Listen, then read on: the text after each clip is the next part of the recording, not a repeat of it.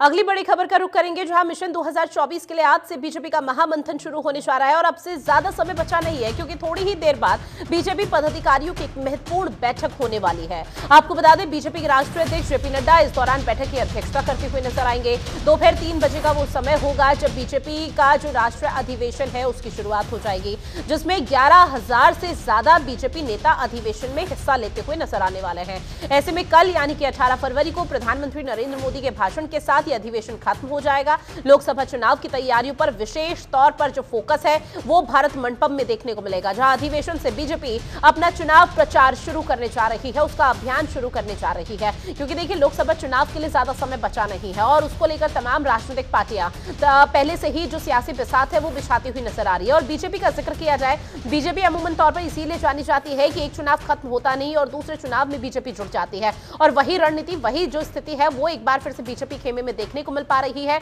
अब से कुछ ही देर बाद बीजेपी पदाधिकारियों की एक महत्वपूर्ण बैठक होने वाली है, जिसकी अध्यक्षता खुद बीजेपी के राष्ट्रीय अध्यक्ष जेपी नड्डा करते हुए नजर आएंगे। साथ ही आपको यह भी बताते चले कि दोपहर 3 बजे का वो समय होगा जब राष्ट्रीय अधिवेशन जो बीजेपी का है वो 2 दिवसीय शुरू हो जाएगा। भारत मंडपम में इसका आगाज होना है, इसकी शुरुआत होनी है, जहां तमाम दिग्गजों की मौजूदगी, 11,000 से ज्यादा जो बीजेपी के प्रतिनिधि है वो भी हिस्सा लेते हुए नजर आएंगे। और 18 फरवरी यानी कि कल का वो दिन जब प्रधानमंत्री नरेंद्र मोदी का भाषण होगा, संबोधन होगा, उन तमाम पदाधिकारियों को, उन तमाम जनप्रतिनिधियों को जो भारत मंडपम में अपनी मौजूदगी दर्ज कराएंगे, और उसके बाद ये अधिवेशन की समाप्ति भी हो जाएगी। तो लगातार बड़ी खबर आपकी टीवी स्क्रीन पर, ये तस्वीरें आपको भारत मंडपम की दिखा रहे हैं कि किस तरह से यह तस्वीरें जो सजावट है वो यहां पर की गई है भारत मंडपम की, क्योंकि बीजेपी के लिए आज और कल का दिन बेहद खास रहने वाला है। एक तरफ प्रधानमंत्री नरेंद्र मोदी का जो यहां पर बैनर है वो लगाया गया, दूसरी तरफ बीजेपी के राष्ट्रीय अध्यक्ष का यहां पर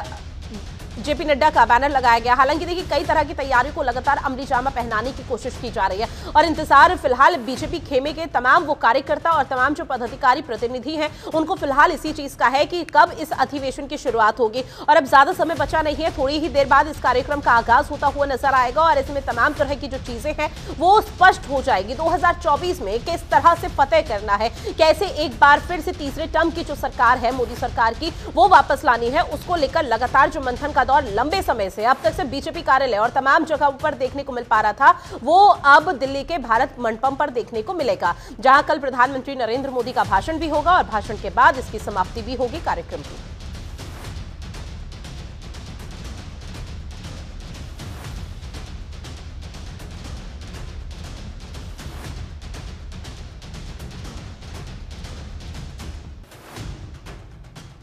खबर पर ज्यादा जानकारी के साथ संवाददाता दीपक चौबे हमारे साथ जुड़े हुए हैं। दीपक, देखिए, बीजेपी के लिए आज का दिन और कल का दिन बेहद खास है, जहां पर पहले तो राष्ट्रीय अधिवेशन की शुरुआत होने जा रही है और लोकसभा चुनाव में कैसे फतेह हासिल करना है, तीसरे टर्म में कैसे वापसी करनी है मोदी सरकार को, उसको लेकर रणनीति बनेगी। किस तरह की तैयारी भारत मंडपम के बाहर भी देखने को मिल पा रही है?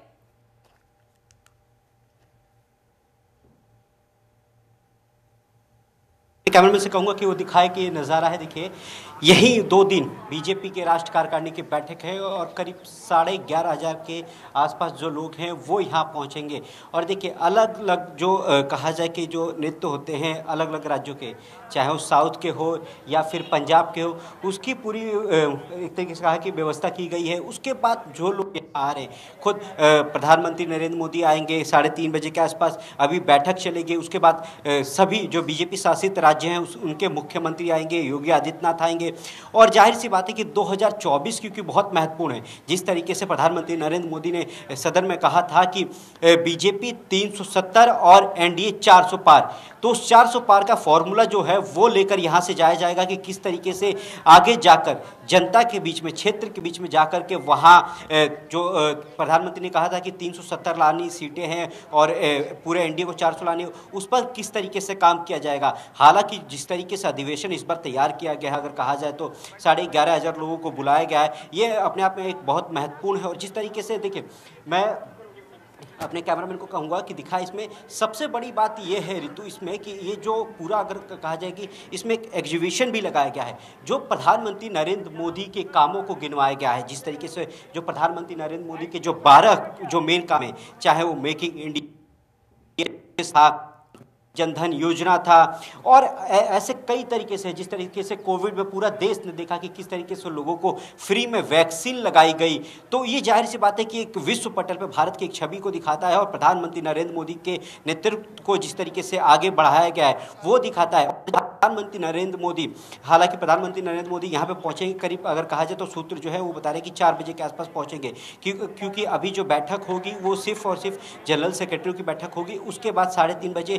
ध्वजारोहण होगा, उसके बाद ही फिर प्रधानमंत्री नरेंद्र मोदी पहुंचेंगे। हालांकि प्रधानमंत्री नरेंद्र मोदी जो अपने कार्यकर्ता हैं उनको वो कल संबोधित करेंगे और बताएंगे और एक तरीके से कहा जाए कि गुरु मंत्र देंगे कि किस तरीके से आगे जाना है आपको। बिल्कुल दीपक, देखिए 2024 का लोकसभा चुनाव है, तीसरे टर्म में कैसे वापसी करनी है उसको लेकर लंबे समय से बीजेपी की तरफ से सियासी बिसात बिछाई जा रही है और ऐसे में अब राष्ट्रीय महाअधिवेशन की तैयारी और उससे पहले बैठकों को जो अंजाम दिया जाएगा बीजेपी राष्ट्रीय अध्यक्ष जेपी नड्डा की तरफ से, तो जाहिर तौर पर कहीं ना कहीं बहुत महत्वपूर्ण बीजेपी के लिए हो जाता है। लेकिन ऐसे में समझने की कोशिश ये करेंगे कि 2024 लोकसभा चुनाव में फतेह करने के लिए कौन कौन से वो लूप होल है जिस पर काम करने की इस वक्त बीजेपी को जरूरत है और इस बैठक में उसकी बानगी भी देखने को मिल पाएगी। बिल्कुल, देखिए बीजेपी ने ऐसे, हालांकि देखिए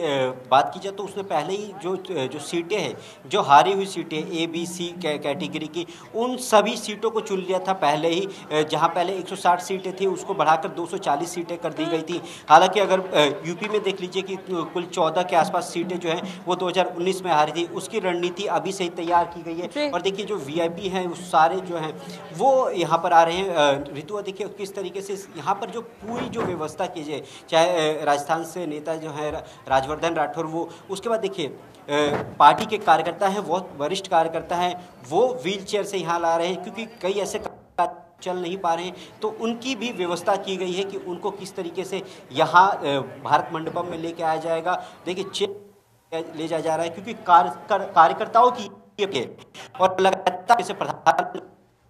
पार्टी है वो कार्यकर्ताओं की पार्टी है और कार्यकर्ता ही इसके अगले अध्यक्ष हो सकते हैं, मुख्यमंत्री हो सकते हैं। जिस तरीके से हमने देखा था, चाहे वो राजस्थान हो, छत्तीसगढ़ हो या फिर मध्य प्रदेश हो, किस तरीके से मुख्यमंत्री बदले गए थे। उसके बाद देखिए आपने जिस तरीके से कहा था किस तरीके से आगे बढ़ाया जाएगा, क्योंकि आज भी कहा जाता है कि बीजेपी जो है वो कैडर बेस्ड पार्टी है और प्रधान